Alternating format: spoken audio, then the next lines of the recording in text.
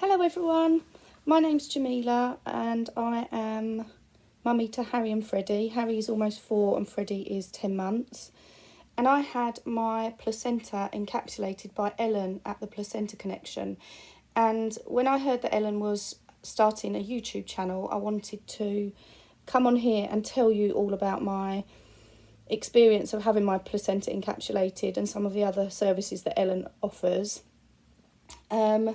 When I was looking into placenta encapsulation, there's lots and lots of information out there, but what was missing, I guess, was lots of testimonials from mums. So that's why I'm doing this video. I hope that you find it useful.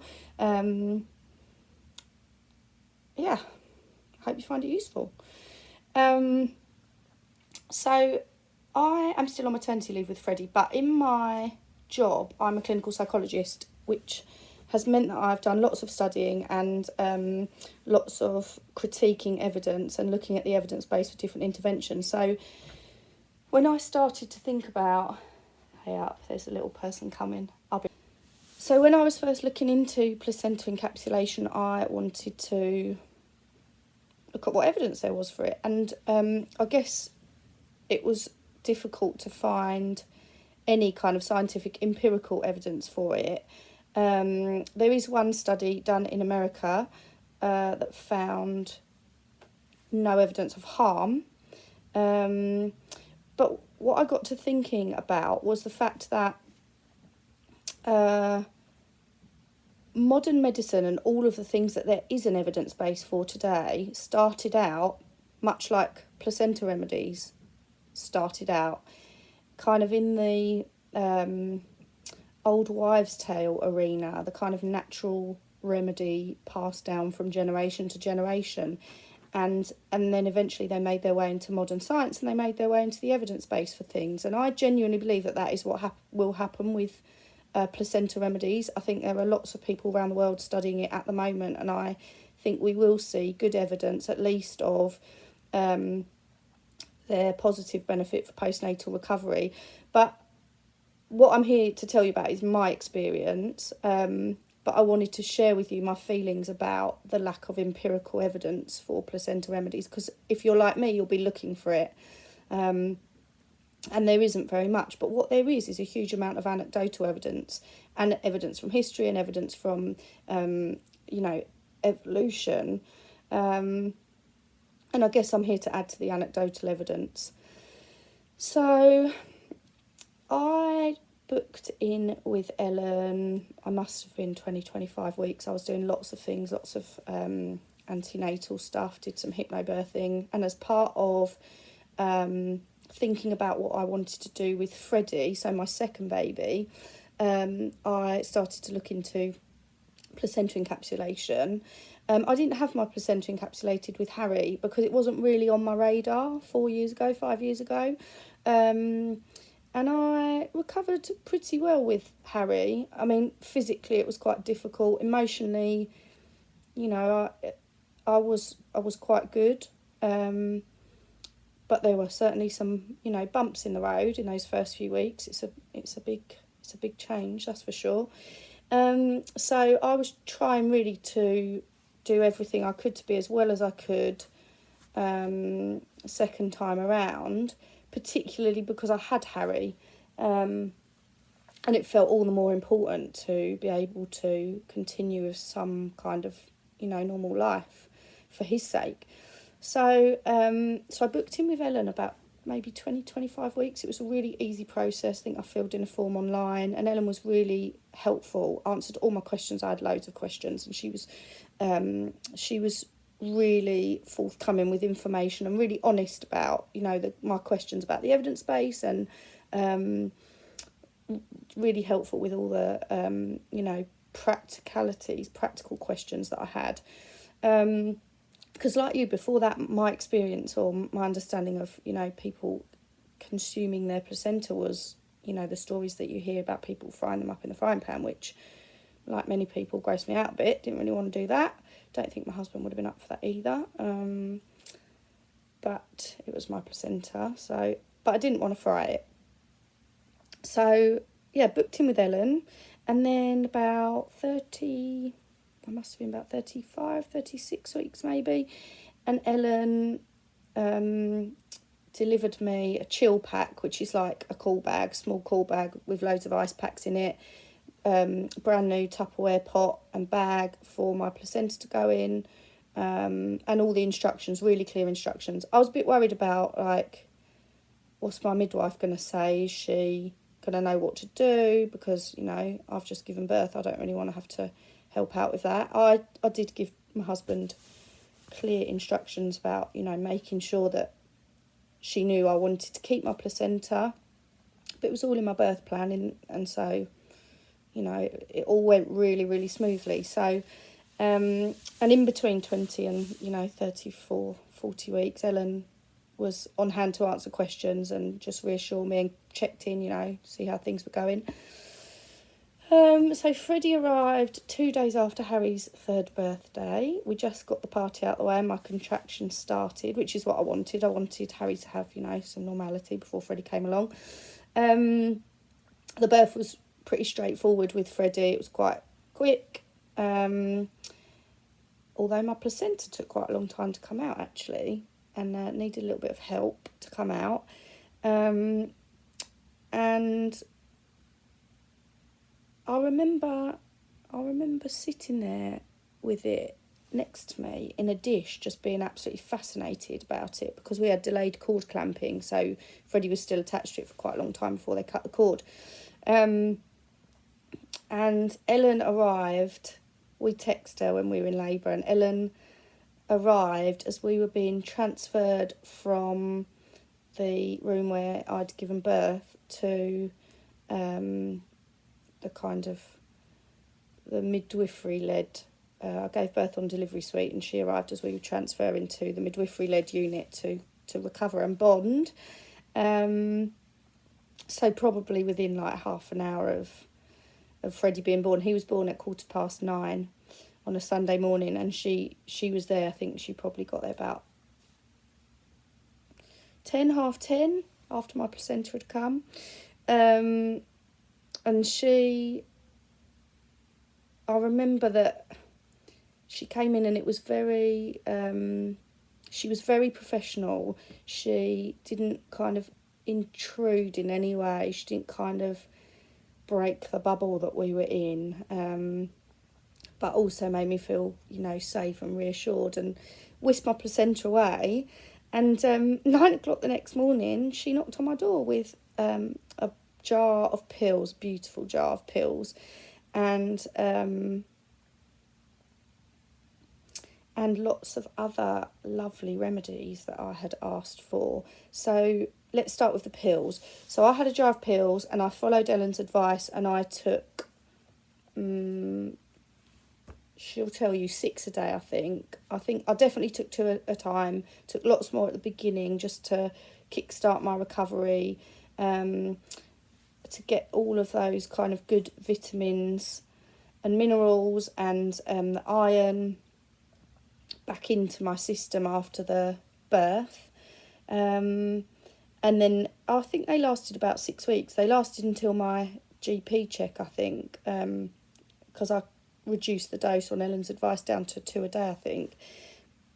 And the thing I remember is that I kept waiting for the kind of hormonal ups and downs to kick in, and the tiredness. I was waiting to hit a wall of tiredness, because I remember that quite strongly from Harry, that you just feel really exhausted all the time. And I kept waiting. I'm still waiting to this day. I mean, I'm tired, don't get me wrong, got 2 children, but it never came. I never hit the wall. I never hit the wall in terms of emotion, in terms of energy levels. I felt really good.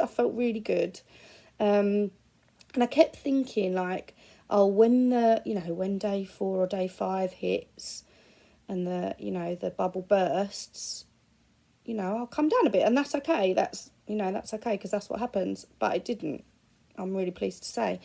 The other thing that didn't happen is that Freddie didn't lose any of his birth weight. He gained weight on his day 5 visit, which I was thrilled about, and I had been I'm still breastfeeding him now. I breastfed him right from the start.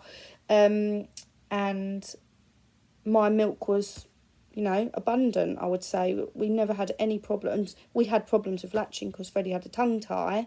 And actually, even in spite of that, he didn't lose any weight. So he had real feeding problems. But, the milk was there and the milk was good. So I was, thrilled about that. Thrilled. And yeah, I felt really well.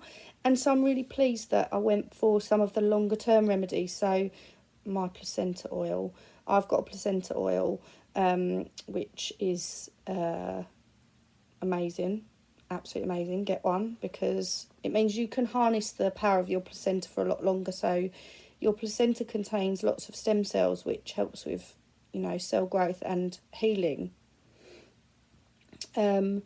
And we use our placenta oil mixed with Ellen's mother and baby balm weekly, at least, on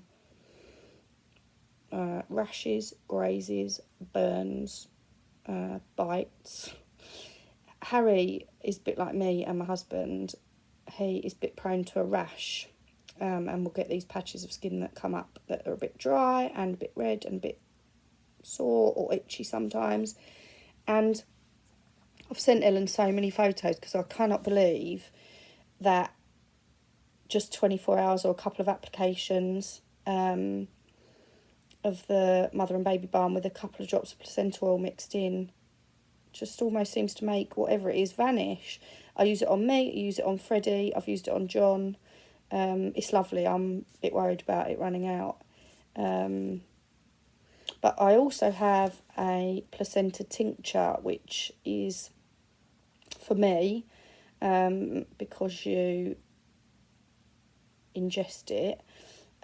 So I think that a piece of your placenta is steeped in alcohol for something like, Ellen will tell you, 30 or 60 days, something like that. And it's a bit like a rescue remedy. It's a bit like a pick-me-up. And you can drop it under your tongue or you can put it in a glass of water. I always drop mine under the tongue. I want that.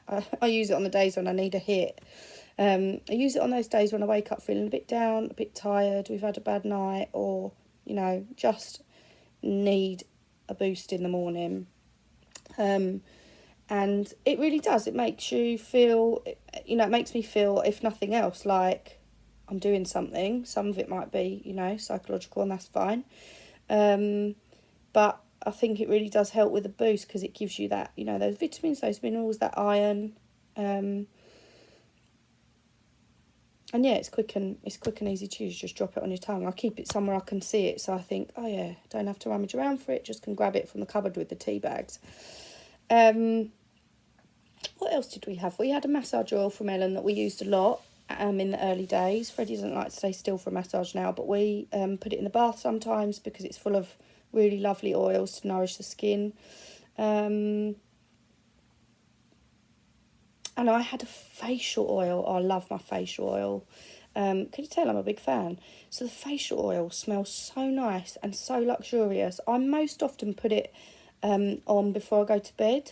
And I was a bit unsure about a facial oil at first, but I decided to give it a go because I worry a bit. I have a bit acne prone skin. I was a bit worried it'd make my skin more oily, and it hasn't at all. But it just feels like, actually it's really light and it absorbs really easily. I have put it on in the morning before and then put my makeup on an hour later.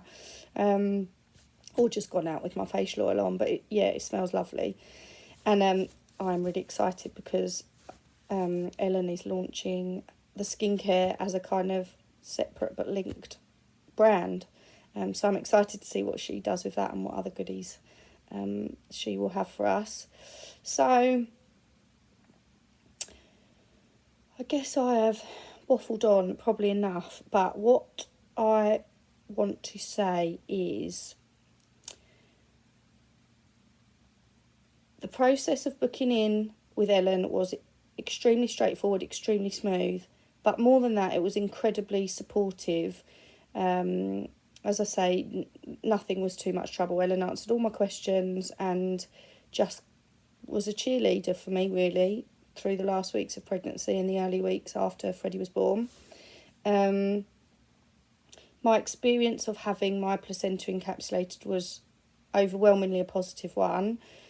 Obviously, I don't know what I would have felt like without my placenta pills, but I am convinced that they made a difference to me, my mood, my energy levels, my milk supply, and overall my recovery.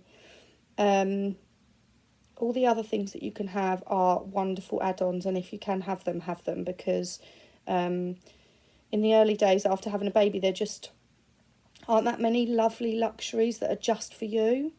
And all of my products from Ellen made me feel like that. Just a moment of inhaling my oil, dropping a tincture on my tongue, just makes you feel like, yes, I've taken that moment for me and I'm okay and I'm on top of the day.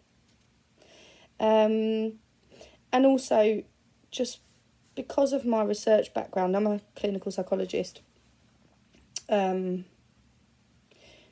I just want to say that just because there isn't a lot of empirical evidence for encapsulating placentas at the moment doesn't mean there won't be in 3 years' time or 5 years' time. And I wonder whether that it will become even more mainstream. Well, it's not mainstream yet, but I wonder whether it will be. In 10 years' time, I'm really interested to see. And I think we have to take our lessons from evolution and from history. The fact that most animals consume their placenta still. The fact that we used to, but we stopped. In this modern age, in this, industrialised age. And actually there's still a lot of lessons that we can learn from the old ways. I'm glad I did it, and I hope you will be too, and I hope that just hearing somebody talk about it is helpful. But if you've still got questions, ask Ellen, because she will answer them, however obscure they are and however 7 o'clock in the morning they are, she'll answer them. Good luck.